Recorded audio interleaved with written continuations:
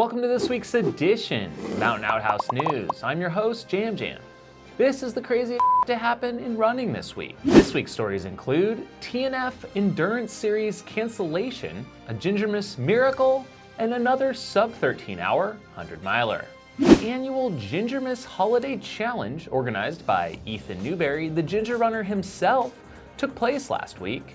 This is a challenge where you accrue miles and points to win prizes, including a Nordic track treadmill, race entries, and more.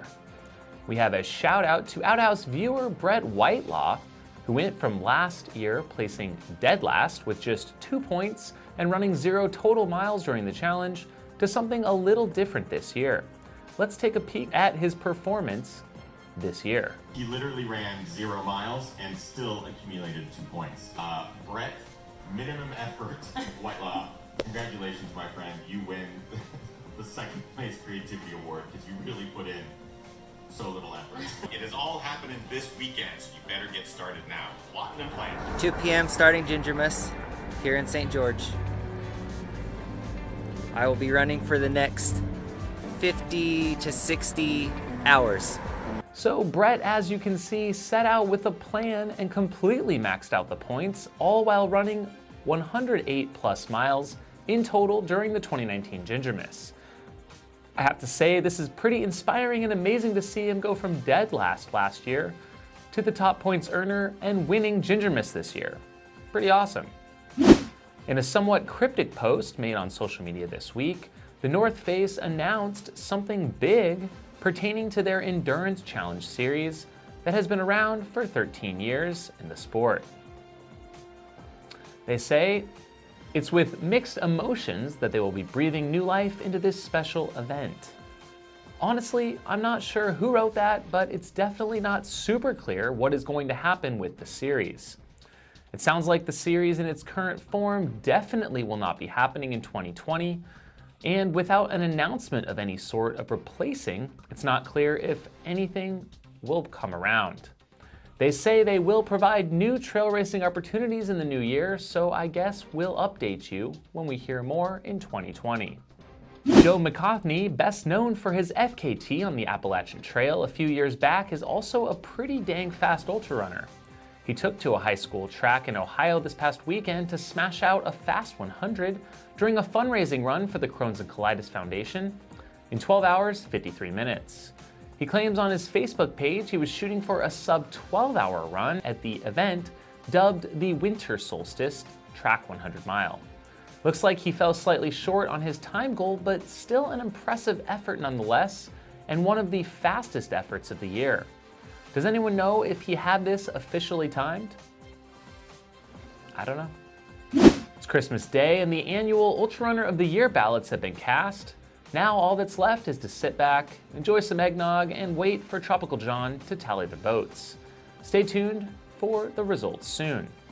Who were my top picks? Wouldn't you like to know? I'll wait to share until the winners are made public. Who caught your eye in 2019, Outhouse Nation? Speaking of other awards, the FKT, or Fastest Known Time of the Year nominees, are now posted over at fastestknowntime.com. Some of the standouts on the ladies' side include Caitlin Gerbin and Alex Borsik's Infinity Loop around Rainier, Helen Galarakis' Arizona Trail, Lydia Gill's Presidential Traverse, and Katie Scheid's White Mountains Hut Traverse. For the men, keep an eye on Andre Michaud's Colorado Trail, Ryan Tett's Norman's 13, Josh Perry on the Arizona Trail, and Kevin Hatfield on the Kokopelli Trail. What I love about FKTs is they can range from super short to insanely long.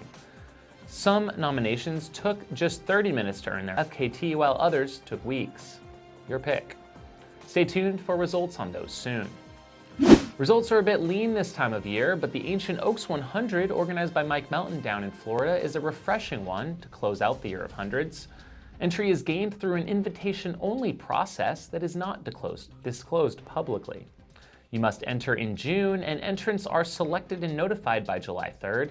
The course is 3.46 miles long, so 29 laps must be completed to finish the race within the 32-hour cutoff. Oh, and the entry fee? Yeah, there's not one of those. This year's race had 19 finishers, including winner Grant Mon, finishing in 1822, and Lisa Devona placing first woman in 2058. And an update on Walter, who DNF'd his 4,800th of the year earlier this month. He was able to finish Ancient Oaks in 29:15, leaving just 2 to go, both at ATY next week, to cap off his 5,100s in the year. I'll be on hand to see those go down in the desert. Lottery season is winding down and plans are coming together for 2020. What did everyone get into? For me, it'll for sure be the Hard Rock 100. Speaking of lotteries, there's been quite a bit of banter in recent days about the fairness of specifically the Western States Lottery by the one and only Joe Yuhan. We covered this topic a couple years back, but with the ever decreasing odds and increased number of years to get in, it has us all scratching our heads on the best system. One of Joe's main points is that the current system incentivizes people to apply in years in which they don't truly want to toe the line of Western states. But in order to not lose their ticket count or ever dwindling odds, they are essentially forced to apply every single year if they someday want to run. But we're quickly seeing that someday is turning very quickly into 10, 15, or even 20 years in some cases. My only counterpoint to this, since I myself applied this year, not really wanting to run, but wanting to keep my spot in line, is that even with quite a few runners taking their name out of the hat each year, you're still left an insanely small supply for this large demand. It's an issue for Western states that has no clear winning formula to please the masses. Well, with that, we'll move on to a preview of the final race of the year across the decades. Yes, Across the Years is heading into the 2020s, as with all of us, and with that will be a special Across the Decades edition, featuring for the first time a 10-day race, amongst a slew of other special distances.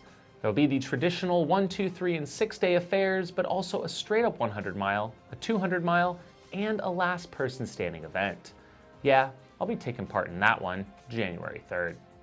Also on tap will be Camille Herron going for 48 hours for the first time, Darcy Picu in the 24-hour, Ryan Kaiser going for a fast 100-mile, Michael McKnight in the 48-hour, Ian Sharman registered for 24, but I believe also going for a fast 100, and Pete Kostelnick in the 6-day. See you soon, ATY fam. And with that, thanks for tuning in to episode 177 of Outhouse News. The show would not be possible without the support of our Patreon contributors, who help with the production of this show each and every week. Join the Patreon crew at the link below for as little as $2 per month.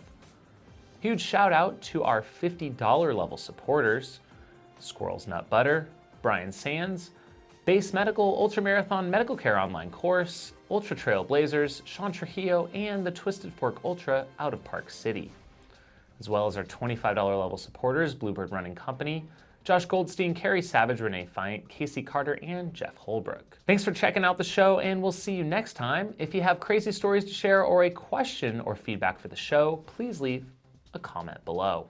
And finally, if you'd like to own this custom pair of Jam Jam's Frosty sunglasses, complete with the signed certificate of authenticity, check out the link in the description. Have a shitty week.